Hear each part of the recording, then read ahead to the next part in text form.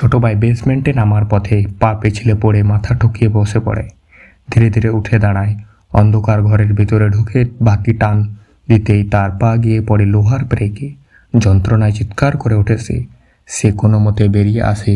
সে দেখে একটা খোলা জানলা। ভাবলো এই রাস্তায় ঢোকা নিরাপদ, কিন্তু কেবিন জানলার নিচে আগে ফাঁদ সাজিয়ে রাখছে।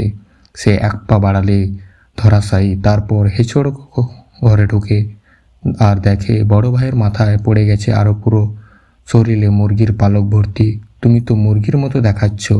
ছোট ভাই রসিকতা করতে বড় ভাই রেগে গিয়ে তার ওপর চড় হয়। এই সুযোগে কেবিন আবার বলে, তোমরা হেরে গেছো নাকি আর কিছু চাই? রেগে গিয়ে বড় ভাই ছোট ভাইয়ের ওপর পা দিয়ে উঠে যায়।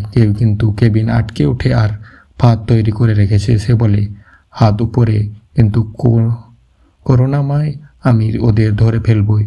চোরেরা এবার শেষবারের মতো চেষ্টা করে সিঁড়ি বেয়ে সাবধানে উপরে ওঠে, কিন্তু বুঝতে পারে না কেবিন এবার কি ফাঁদ